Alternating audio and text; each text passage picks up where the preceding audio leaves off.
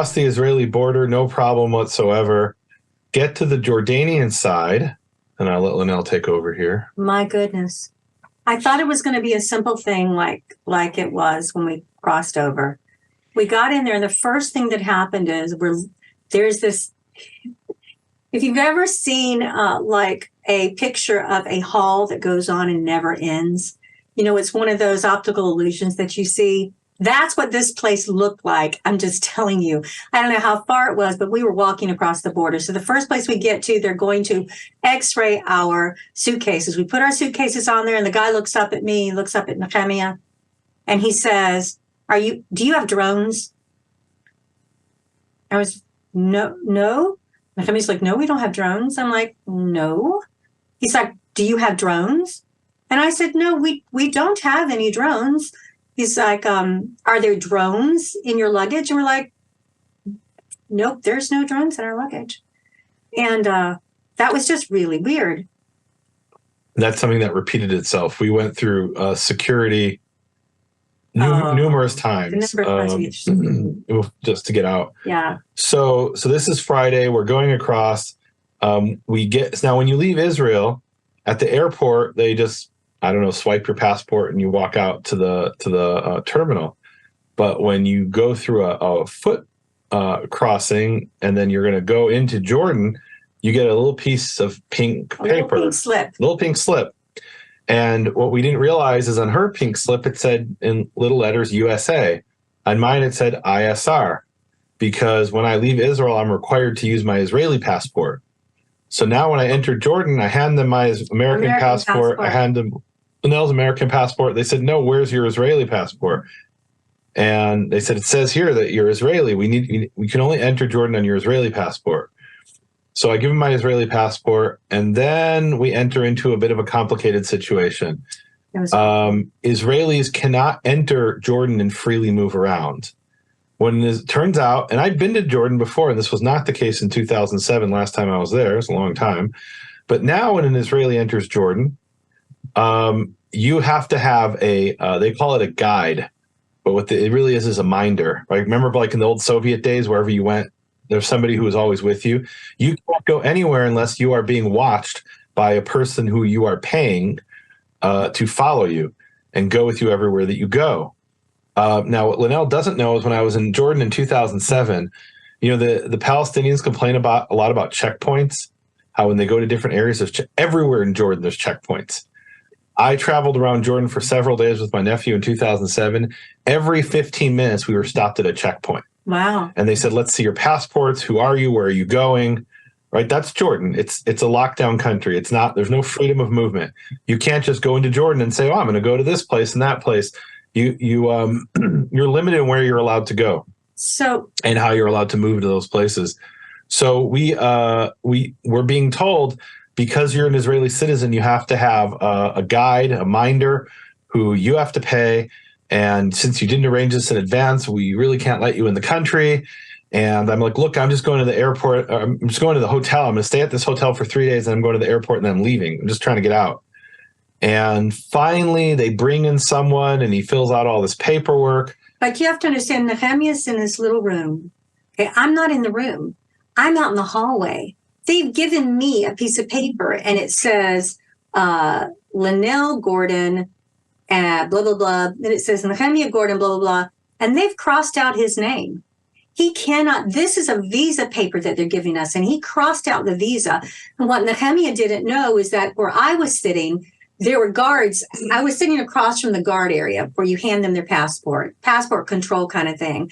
Nehemia was back down that never-ending hall in a room, and there were people, there were two men, one standing in the door talking to Nehemia, one standing behind him. And what Nehemia doesn't know is there were two other men down the hall in Nehemia that were going back and forth talking to these people. They would come out, they would talk to the guards in front, they would go around this way.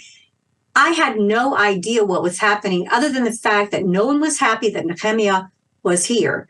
They didn't want to let him out of the country. And quite frankly, I wasn't sure they were going to let him out of the country either. It was just, you guys, it was sus. It was really just suspicious. There was just so much weirdness going on. There were two men in front of us that had come in. They were gone. There was another guy that came in after that, single. He was gone. But Nehemia, they kept. And so, finally, that, I'm trying to convince them, look, I'm just trying to go to the hotel. I'm going to stay in the hotel for 3 days. I'm not going to leave the hotel. And then I'm going to go to the airport and leave. That's just all I want to do. And so the government minder finally says, okay, you pay me some money to be your guide. And if you agree to just stay in the hotel, we'll write that on the paper. And you don't go anywhere. You can't leave Aqaba. You can't leave the hotel. And then you go from the hotel in Aqaba to the airport on Monday, from the airport in Aqaba to the hotel in Amman, and give them this paper, and you leave on Monday. And then fine, just pay me the money and we'll let you do it. This is after like maybe an hour or more. I'm going to give a backstory. So there's a backstory happening here too. So there's some friends of, I think they're friends of mine in the Ambassador Club, to tell you the truth. I've known them now for a while. I'm not sure exactly. Their names are Stephanie and Garvin, and they are wonderful. They were in Israel. They were trying to get out. And I texted them and I said, anything you need, talk to me. I'm glad to help. They would text back and forth for advice. And we just, we became acquainted. Well, what Nehemia didn't know is that when I was waiting for him with the car, he went to get the car. He left me there. I got a text from Stephanie, and Stephanie said, Stephanie had crossed over into Jordan. She and Garvin had crossed over earlier, the day before or so, and they were going to go down to the Dead Sea and spend, 3 days relaxing. She said this is on her bucket list, this wonderful place that they were going to stay, and she was really excited about it. You can tell Stephanie's a great planner, and she texted me and she said, God woke me up at 3 a.m. this morning and told me that your lives were in danger, and I'm picking you up from the Jordan border. When you cross over, we will be there with a car. We will pick you up. And I didn't tell Nehemia that. Things were so crazy busy, and I planned to mention it to him. We were moving all our luggage, when we were getting on the other side. But I hadn't told him that, so he didn't know that. So we get this piece of paper that says I'm allowed to go from the border to the hotel, stay in the hotel for 3 days, go from the hotel, like it's very specific, from the hotel to the airport in Aqaba, and then Aqaba to a hotel in Amman, and then fly out to Doha, Qatar, which is where our flight was supposed to be. Then from Qatar, by the way, Doha, Qatar is where Hamas has their international headquarters. And from Doha, Qatar to Dallas, where we live.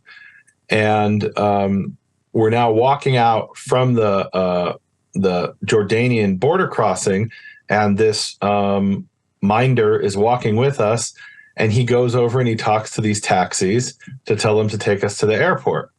And one of the taxi drivers says, why did you need a guide? And he's like confused. The guide's not coming with you. Most people just walk across. They don't need a guide. And what did the guide do? And what he's really thinking, I think what he's asking is, I want to know, are you Israeli? Because if you're Israeli, maybe he's thinking, I know a guy I can call up and make $10,000 and hand you over to him. Right? For all I know, that's what he's thinking. And there's a bunch of people at the border crossing. And they've made phone call after phone call. Yeah, after phone call. They've all heard this story. Maybe one of them is going to sell me out to Hamas and have me kidnapped, right? Because they just kidnapped over 200 Israelis. Maybe they get another one without even have to fight the Israeli army. I mean, if the Israeli army had a hard time keeping the 200 people from being kidnapped, Jordanians could care less. So we're starting to get really nervous. Well, there's like 8 guys there. There's like 8 men standing there. There are 3 taxis.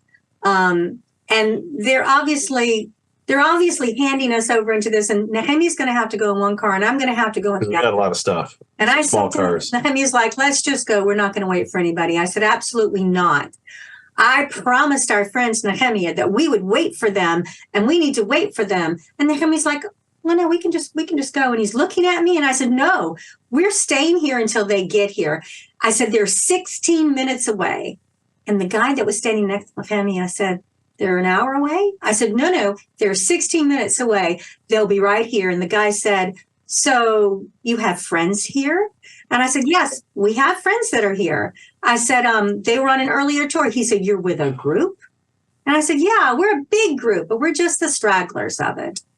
That's how I handled it. So we end up getting picked up by Stephanie and her husband. Lynell goes with them. I go with the... In retrospect, we should have done it around, but you wouldn't have let that happen. I went with the Jordanian taxi driver. We get to the hotel. And at this point, we're thinking like, okay, this is not how we expected the border crossing to go. We're going to lock the door in the hotel and hope nobody kidnaps me over the next 3 days. That's what I'm thinking. And then get out as soon as I can on Monday. Second thing to me, we had not communicated. We had not said anything. We're both thinking the same thing, though, I can tell you that. And not only that, but my mother, when she was praying for us, she didn't tell me this until yesterday. I told Nehemia last night or this morning. When my mother was praying for us, she said, I was praying because in my head, I saw this hotel room where you were, and you were on the water, and people were coming in to kidnap you. And that's what I saw, Lynell.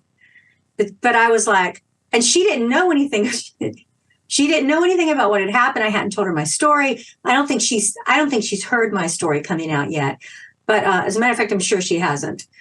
But between what God spoke to Stephanie's heart and what God was speaking to my heart during that time, I can tell you when we got to the hotel, all I was thinking was, I'm checking in so that when they call to see if we're there and we're checked in, it's going to show us checked in for 3 days, and I'm going to go find a flight out. And I said to Nehemia, we're leaving. Normally he gives me, normally Nehemia is a very... I'm like, how much is it going to cost? That's normally my response. Yes. But he's a very reasonable person. And he'll say, okay, so why do we want to do this? What are you thinking? In this case, he didn't. It was the same way that he did when I said we're gonna wait for Stephanie and Garvin to get here. He turned to the man that was next to him, the guide. It was just this man that was trying to put us in 2 different taxis. And he said, I do what my wife says. That's what he said, which is... So she's calling up the airline, and I had tried to get us a flight out on Friday. I couldn't find one, but Lynell is amazing. She can get anything done. Found it online. I found 6 flights online for us to get out. Stephanie and Garvin, myself and Nehemia, and I was making reservations for all of us because I believe, and Stephanie will have to speak to this, when God spoke to her heart, he didn't just say, I think he said, you're all in danger. And here's the thing I think about when I think about that type of thing. I won't say that out loud, actually. Never mind. So I found 4 seats. I went to book it, and it wouldn't book. So I called them. And when I called them, they said there were only 2 seats left. So bear in mind, it's like 11 a.m., and she's talking about a flight that's at 1 o'clock. Yeah. They said that when I bought the ticket, here's the thing, too, and I didn't know this till Stephanie told me. I wouldn't have known if I hadn't been in the car with her. She said that you cannot go to the airport without a ticket. Yeah, you can't just show up at the airport. You have to have a ticket. It's high security because a lot of terrorism, frankly, in Jordan. They're concerned about that. So for security reasons, they don't even let you in the airport unless you have a ticket. And the other thing that Stephanie had told me is that when they drove down to the Dead Sea on Thursday morning, they went Thursday morning to the Dead Sea and checked into their hotel. And on the way down, they saw these fields full of tanks. Jordanian tanks. And on the way back that next morning, like at 5 a.m., all the tanks were gone. And when she told me that, I was like, good heavens. This is like, it went from bad to worse at that point. I was like, this is a really bad situation. We need to leave. There are only 2 seats out. And so we had to leave. We had to be there in 5 minutes. We had to be at the airport. And so we left and went to the airport, and Stephanie and Garvin left, and they went into a different country. They'll be home tomorrow, as a matter of fact. So we go to the airport, and the security there says, well, what are you doing here? You're supposed to be at the hotel in Aqaba. That's what it says in this piece of paper. You're not supposed to be at the airport in Aqaba. So they have to call their superiors, and I show them my American passport. And I said, look, I'm just trying to leave. And they all look at us like we are criminals. I'm telling you, everyone looks at us like we are bad people. Like there are no smiles. They are very suspicious of us, and I don't understand that. I mean, I still don't. I'm an Israeli and a Jew, so to them, I am an evil person, right? That's how they look at it. So, for everybody that, I mean, no, on me at least. So anyway, long story short, we end up getting out of Aqaba. We went through some more security at the airport. They get permission to let us go. We were stopped every single place we went for hours, guys. Yeah. So but eventually we do fly out of Aqaba. And then from Aqaba, we fly to Amman, which is the capital of Jordan, the same day when there's these massive pro-Hamas protests going on, riots going on to celebrate Hamas's burning of babies and raping of women and kidnapping of Jews and murder of whole families. They're celebrating that. And we're in Amman. And in Amman, they pull us out of the passport control line and they say, what are you doing in Amman? You're not supposed to be in Amman. You're supposed to be in Aqaba. You're not even allowed to be in this city. And after some more phone calls and going to, dealing with different agents and paying a fine, we are finally allowed to leave. And we get on the airplane and I'm thinking, okay, finally, we're about to take off. We'll get to Doha. I'm just not going to tell Lynell that's the headquarters of Hamas. She doesn't need to know it until we go. I looked it up. I knew they were having a party there. I didn't tell them. Okay. I've known that for years. Of course you did. So, and then they say the flight's delayed indefinitely. And I'm like, so we're not getting out of Amman. And ended up only being delayed by 20 minutes. We take off and I'm praying the whole time. We finally are taking off out of Amman and land in Doha. And I'm like, I need to get out of Doha as quickly as possible. We can never leave the airport from this place. There's literally a Hamas headquarters here. In Doha, it wasn't as bad because in Doha, we had a connecting flight where they didn't ask for your... We didn't have to go through security. We didn't have to go through... We had to go through security a couple times. Not passport control, right. So they didn't ask to see my Israeli passport. They just said, okay, are you allowed to go to the U.S.? Where's your visa to the U.S.? Oh, here's my U.S. passport. Okay, fine, go. No problem. So we get on the flight out of Doha to Dallas, and it was a sigh of relief. It was a great sigh of relief when we landed in Dallas, frankly. When we got over Canada, I cried when we got over Canada. Because I knew if we had to turn around anywhere and go anywhere, if there was even a problem with the plane, we would end up in a country where I could get home. Yeah, she says to me, if the plane crashes here, it's a place I can get home. I wasn't afraid for myself, to tell you the truth. I was afraid for Nehemia the whole time. Nehemia had said to me at the border, you just go ahead and I'll meet you. And I was like, I'm not going anywhere without you. You don't go, I don't go.